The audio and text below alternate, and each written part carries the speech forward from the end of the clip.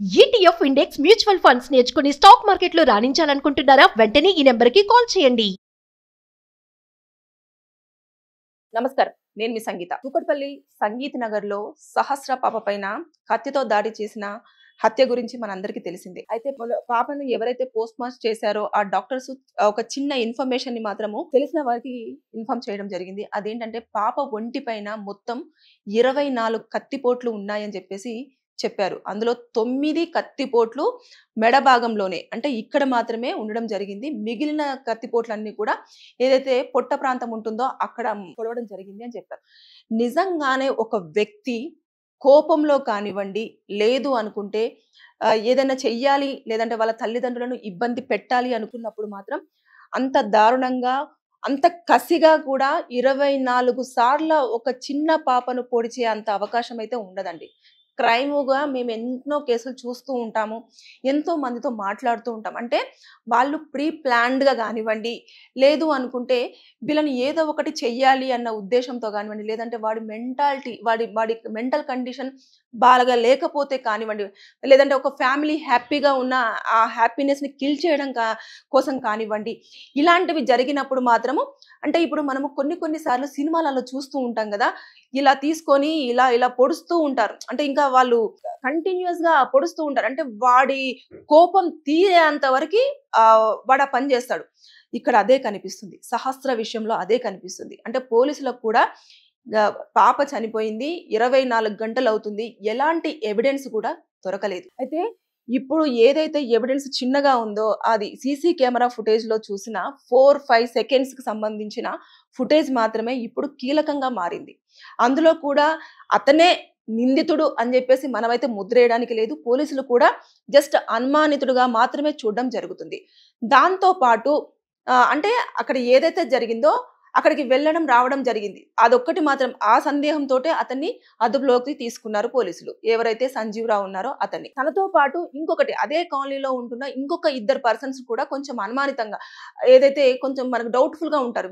వాళ్ళని చూడంగానే కొంచెం డౌట్‌గా కనిపిస్తూ ఉంటారు. అంటే కంగారు పడడం కానివ్వండి, లేదంటే అటు ఇటు చూడడం కానివ్వండి, ఒక ప్లేస్‌లో నిల్చోకుండా ఇంకా కంటిన్యూయస్‌గా అక్కడికెళ్తారు, ఇక్కడికెళ్తారు, ఇలా వెళ్తా ఉంటారు, అలా వెళ్తుంటారు. లేదంటే ఏదో ఒకటి మనం అడక్క ముందే ఇన్ఫర్మేషన్ చెప్తూ ఉంటారు.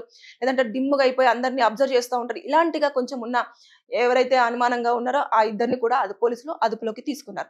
అంటే మొత్తం ముగ్గురిని కూడా సహస్ర విషయంలో పోలీసులు అదుపులోకి తీసుకోవడం జరిగింది. వారిని సెపరేట్‌గా కూడా ఎంక్వైరీ చేస్తున్నారు. అంటే వాళ్ళ వేలో ఇంటరాగేషన్ అనేది చేయడం జరుగుతుంది. అయితే ఇక్కడ ఎవరైతే డాక్టర్స్ ఉన్నారో వారే ఇబ్బందికరంగా పాపను పోస్ట్‌మార్టం చేస్తున్నప్పుడు కత్తిపోట్లు 24 చోట్ల అంటే ఒక్కసారి ఇమాజిన్ అండి. ఎంత దారుణంగా వాడు పొడుచుంటాడు. అంత దారుణమా చిన్న పాప. అంటే పాపకు సంబంధించిన ఏదైతే కడుపు ప్రాంతంలో కూడా కొంచెం శాంపిల్స్‌ని కలెక్ట్ చేయడం జరిగింది. ఎందుకు అంటే పాపకు ఏదైనా తినిపించి తను స్పృహ కోల్పోయిన తర్వాత ఇంత కసిగా పొడవడం జరిగిందా? లేదు అంటే పాప మెలుగుగా ఉన్నప్పుడే పాప అటు ఇటు పరిగెడుతుంటే అన్ని సార్లు పొడవడం జరిగిందా అనేది కూడా, ఇదంతా కూడా ఎంక్వైరీ చేస్తున్నారు పోలీసులు. ఇప్పటికి కూడా వారికి ఎలాంటి ఎవిడెన్స్ దొరకలేదు. వాళ్ళు కూడా అక్కడ చూసుకుంటే కూడా ఎలాంటి సీసీ కెమెరాస్ కూడా లేవు సరిగ్గా. ఆ ఉన్న ఒక్క సీసీ కెమెరాలో ఆ ఒక్క పర్సన్ మాత్రమే అందులో అటు వెళ్తున్నట్టు రికార్డ్ అవ్వడం జరిగింది తప్ప అతనే చేశాడన్న కన్ఫర్మేషన్ కూడా దొరకట్లేదు. డాగ్ స్క్వాడ్స్ కూడా రావడం జరిగింది. అంటే ఎంత జాగ్రత్తలు తీసుకున్నాడో ఒక్కసారి ఆలోచించండి హంతకుడు. అదే కాకుండా పాప ఇంట్లో ఉన్న కత్తితోటే పాపను పొడవడం అనేది, అంటే 3 కత్తుల్ని వాళ్ళు యూజ్ చేస్తారు. ఆ యూజ్ చేసిన 3 కత్తులలో ఒక కత్తి మిస్సింగ్. అది ఏదైతే వెజిటబుల్స్ కట్ చేసుకుంటూ ఉంటారు కదా కిచెన్‌లో, అవి అందులో నుంచి తీసుకొచ్చి ఒక కత్తితోని పొడిచేసి ఆ కత్తిని తీసుకొని వెళ్ళిపోయాడు తనతో పాటు. అక్కడ 2 కత్తులున్నాయి. అంటే ఒకసారి ఇమాజిన్ అండి. అంటే ఇవన్నీ కూడా మొత్తం ఇప్పుడు పోలీసులు అన్ని వేళల్లో కూడా ఎంక్వైరీ చేస్తున్నారు. ఇప్పుడు ఫాదర్‌ని, మదర్‌ని, ఫాదర్ తరపున బంధువుల్ని, మదర్ తరపున బంధువుల్ని, అదే విధంగా కాలనీలో ఉంటున్న వాళ్ళని, ప్రతి ఒక్కరిని ఏదైతే వాళ్ళు స్టే చేస్తున్నారో దాంట్లో 3 ఫ్లోర్స్, తర్వాత పెంట్ హౌస్. ఈ పెంట్ హౌస్‌లోనే సహస్ర వాళ్ళ ఫ్యామిలీ నివసిస్తూ ఉన్నారు. అంటే ఆ 3 ఫ్లోర్‌లలో ఉన్న వాళ్ళు ప్లస్ తర్వాత చుట్టుపక్కల వాళ్ళు, బంధువులు, తల్లిదండ్రులు వీళ్ళందరిని కూడా పోలీసులు ఇప్పుడు ఎంక్వైరీ చేయడానికి ప్రతి ఒక్కరిని రకరకాల క్వెషన్స్ అడగడం జరుగుతుంది. అనుమానంగా ఉన్న వాళ్ళందరినీ కూడా ప్రైవేట్‌గా కూడా క్వెషన్స్ చేసేయడం కానివ్వండి, వాళ్ళ వేలో క్వెషన్స్ అడగడం కానివ్వండి, ఇన్ఫర్మేషన్ తీసుకోవడం కానివ్వండి, ఇదంతా పోలీసులు చేస్తూ ఉన్నారు. ఏదేమైనా సరే గాని హంతకుడు అనుకుంటున్నాడు నేను దొరకను, ఖచ్చితంగా నేను తప్పించుకుంటాను అని. సమస్యే లేదు. పోలీసులు వారికి వచ్చిన ఇన్ఫర్మేషన్ కూడా మనకి ఇప్పుడు బయటకు చెప్పట్లేదేమో, కానీ వారి దగ్గర ఏదో ఒక ఎవిడెన్స్ దొరికే ఉంటుంది. ఒకవేళ మన మీడియా వాళ్ళకి కానివ్వండి, లేదు అనుకుంటే ఎవరికైనా చెప్పినా కూడా అదేమవుతుందంటే పాస్ అయిపోయి హంతకుడు తప్పించుకునే అవకాశాలు ఉంటాయి. కాబట్టి పోలీసులు ఇన్ఫర్మేషన్ ఫుల్ ఫ్లెడ్జ్డ్‌గా బయటకు వచ్చిన తర్వాతనే మనకు అనౌన్స్ చేయడానికి రెడీగా ఉంటారు. ఇదొక్కటి మాత్రం అందరూ గుర్తుపెట్టుకోండి. ఇమ్మీడియేట్‌గా వచ్చిన ఇన్ఫర్మేషన్ వెంటనే హంతకుడు దొరికాడు, అక్కడ ఉన్నాడు, ఇలా ఉన్నాడు, పలానా ఇది మేము గుర్తుపట్టాము, అది మేము గుర్తుపట్టాము అనేది ఏమి ఉండదు. పోలీసులు మీరు ఎప్పుడైనా అబ్జర్వ్ చేయండి, ఒక ఇన్సిడెంట్ జరిగిన తర్వాత వాళ్ళు సైలెంట్ గానే ఉంటారు.